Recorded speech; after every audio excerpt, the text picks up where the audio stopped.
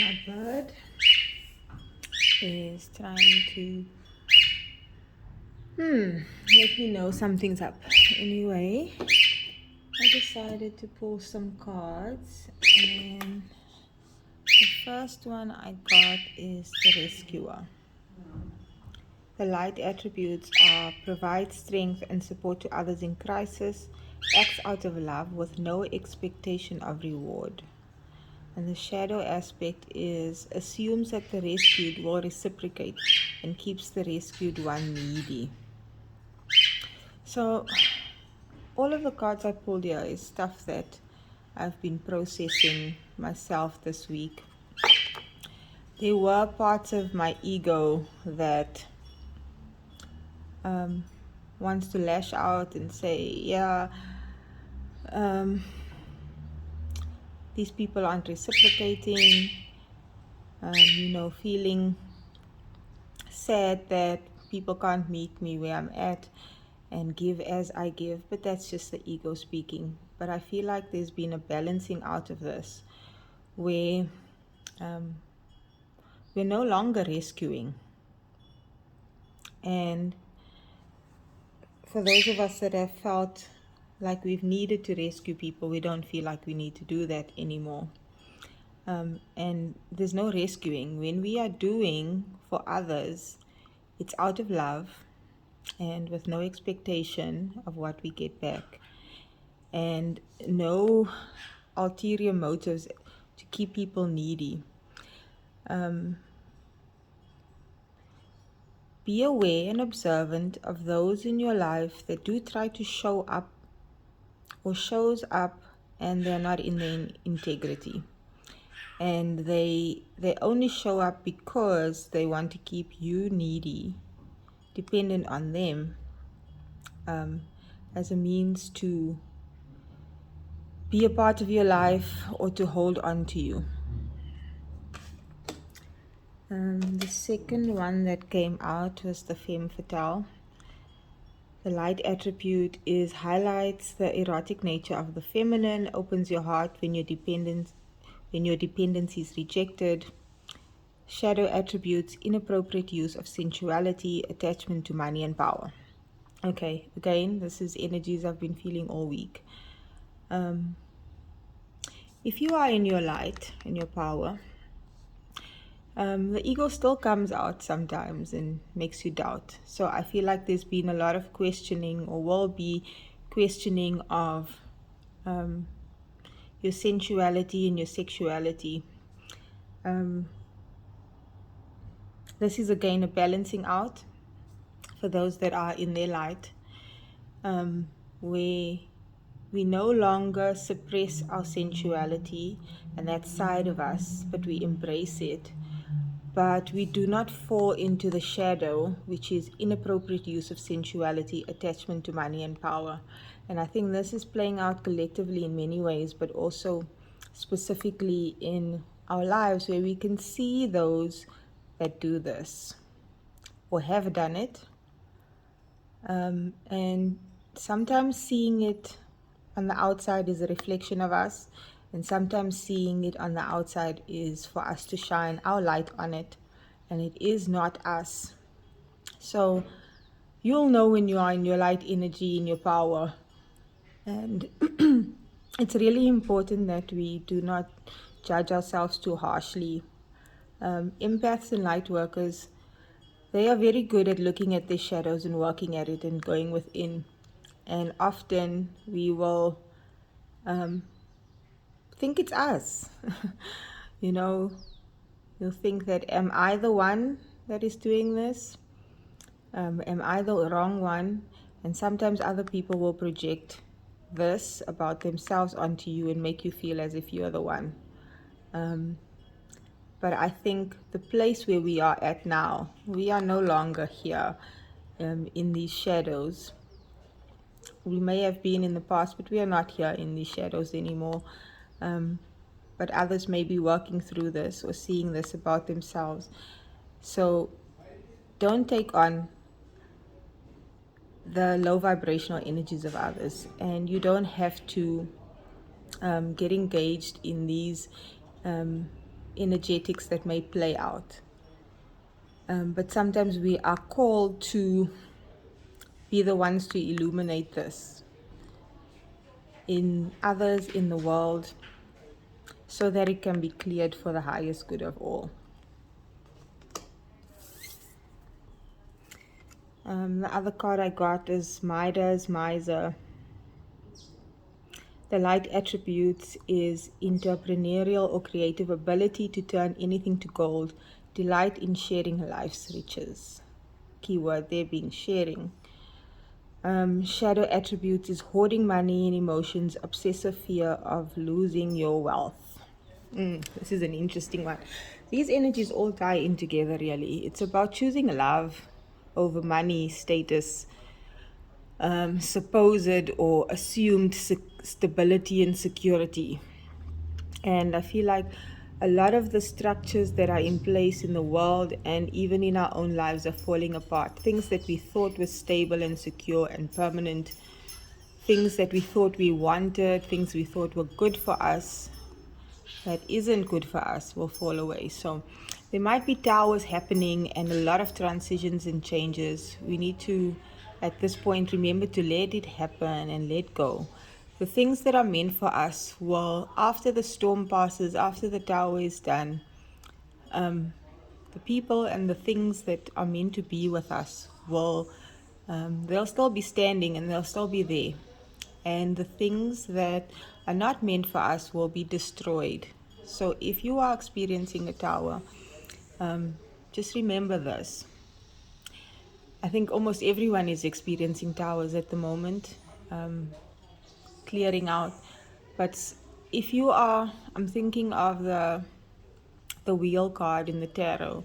If you are at the center of the wheel, if you've been in alignment, if you've been allowing and surrendering, then you won't feel so much of the effects of the changes and the chaos that's happening. You'll see it and you'll almost feel empathy for those that are experiencing it, but you won't be caught up in the storm as much. You'll be in the eye of the storm where it's calm. And then at the bottom of the deck was the Alchemist. Transformation of base motives and goals into golden wisdom. Shadow attribute is misuse of power and knowledge that come through spiritual practice. I think this is really important as it sums up all of these and all of the energies, is that this is what we've become. No more learning to become. We have become the alchemist. And those in our light, in our power, it just makes us stronger, it makes us better, it elevates us, and it will reflect in your life. A lot of people backslide, after the towers, when things start quieting down and seems to be okay again, then they go back to misusing their power and knowledge for money and for acknowledgement and validation, and maybe just to keep the peace because we're too afraid of the change and the conflict. And it's okay if this happens again. We repeat the cycles, and next time hopefully we learn. Eventually we will, either by choice or it'll happen for us. It's easier to choose it than just letting the wind blow you and you go any which way. It's better to choose it and then stand firm in your core, but allow the wind to blow and the changes to happen and things to be cleared away. I don't know if I need to pull tarot after all of that, but let's see. Which deck? I feel like Rider Waite.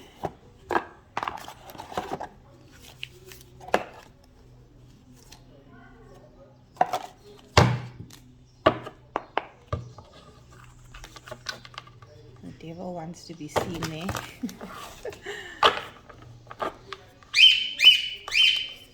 My hands are so small. I can never shuffle the way people usually shuffle. Okay, let's clarify these energies. Ooh, woo! Stuff is popping out. Four of Swords, the Six of Cups, and the Three of Wands.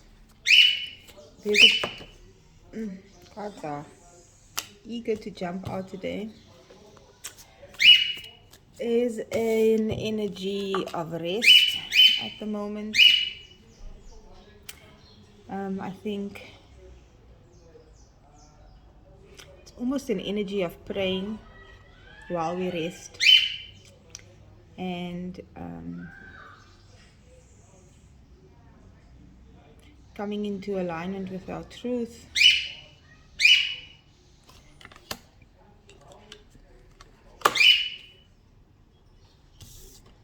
The stained glass window over here. While we are resting, even though our eyes are closed, we see what it is that we are praying for. And we see the truth of what is and what we want.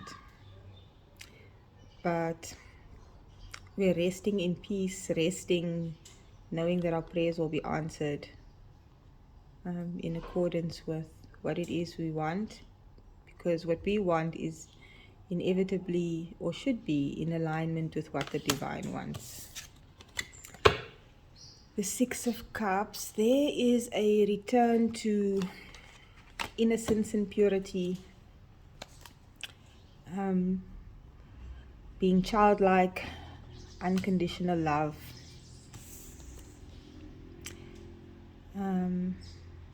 There's still a waiting energy, waiting for the perfect moment, waiting for things to align. But I feel like this came out in reverse, the Seven of Pentacles. We're not supposed to be waiting anymore. We rest and pray. Internally, we know what's coming. We know what we want. We know what we're supposed to do. But waiting doesn't necessarily mean not doing anything. This guy he's just standing there, waiting patiently. He feels like he's done the work. And now he's just waiting to reap the harvest. But I don't feel like we should be waiting. There's a time when you become inspired and when you know the truth, and then you have to act on that truth. And for all of us, it's different. When opportunities come your way to speak truth, clear out things, change things, start something new, then you need to seize that opportunity. Let's see if we can get a little bit more clarity on that. If there's anything more that wants to come out. The Four of Cups and the Queen of Pentacles. The Divine is gifting us an opportunity for love, and this could be a love of a new relationship, a new path, a new career, but this is love over money, love over material things, love over the 3D. Universe is gifting us, and we can't keep looking at the things that have been here all along that we thought we wanted. We need to look up and see the opportunity that's been gifted to us now, and really manifest this abundance in the 3D. The Queen of Pentacles is not a masculine energy, it's a feminine energy. And this is telling me that, yes, the action that we should be taking, and we should be taking action, but it's not how we used to take action before. I think we are shifting as humanity to energetically creating and manifesting, and not pushing 3D and trying to chase the things externally and make them happen externally. And we are learning to do things differently. The Queen of Pentacles is grounded and abundant, but she's not necessarily out there doing anything or in the ways that we used to. She's doing it energetically, spiritually, from a different place in a different way. Is there any more? Now we're going to just get some guidance with the oracle cards. Is there any more that wants to come out about this? Those are too many. Less, please. Anything else? Cards are very jumpy, but can we have very specific guided messages, please? There we go. Queen of Cups. So we have the Queen of Pentacles and the Queen of Cups. So we are learning that we can have abundance and be in the 3D and grounded and be practical, and we can be emotional and vulnerable and connected to our hearts. I feel like this is a heaven and earth energy meeting together, and us learning to live from a heart-centered place and doing things from a place of love and not fear, and not from a place of wanting and needing material things over love. There's a definite balancing out, and this is from us being more connected to our feminine energy. We've always been very connected to our masculine energy, very 3D, very action based, very material based, but now we are connecting to our feminine energies much more. At the bottom of the deck we have the Hermit, and I do feel this energy. There's a going within, but not necessarily withdrawing from the 3D, from the external, but just this, we can be in the world around people, socializing, but we're still connected to that inner light and our inner knowing, and we've almost mastered this now, where we don't have to withdraw to be by ourselves anymore, and sometimes that is necessary, and we do that. But now we can do both, we can be by ourselves and be content and be okay, and be on the top of this mountain alone, but we can also be out there in the world and still be connected to that inner light, and not abandon ourselves anymore, and not abandon our path anymore, not abandon our mission anymore, and not get caught up in the 3D, in the material things, and lose touch of our connection to source. Okay, let's get some positive guidance to close it off. Let's get some positive guidance to close it off.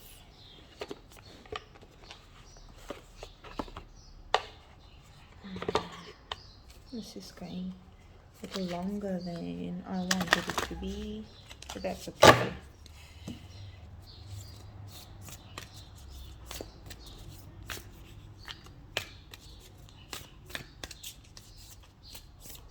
I'm hearing cut the deck.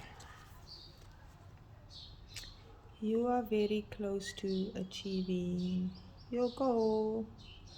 So this feels like closing out, that last bit of the marathon where it feels like you're exhausted and you can't go anymore. But then at the end, that very last, you get that burst of energy, like even though you don't feel, your body doesn't want to and can't anymore, like you get this burst of energy from within that gets you across the finish line and gets you winning the victory.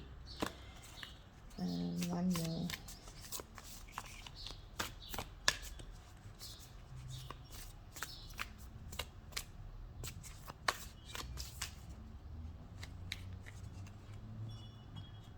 This is in the reverse. What do you need to release? I feel like something has been released already. We've already released what we needed to. The clearing has happened. And then I want one of these just to clear out, finish up. Yeah, I can feel the readings that it's in now.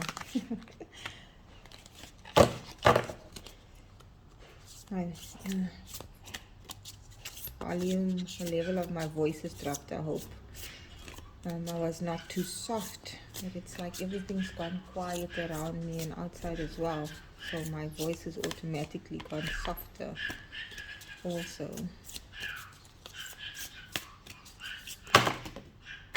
Okay, that's the one. And now I have to get it. 2. The Age of Light. You've been training for this for lifetimes. I feel like training is over. Training is over, and you are prepared, and you've got this, and you have everything that you need for whatever's coming next. And the Great Gathering, it's all coming together, intuitive hits and soul tribe. I feel like this is so positive. Like there's a community that has already been established now, and there's almost a 3 of Cups energy, like a coming together of like-minded souls, soul tribe. We're all working together in the various places that we've been strategically placed, but our energy is one now, and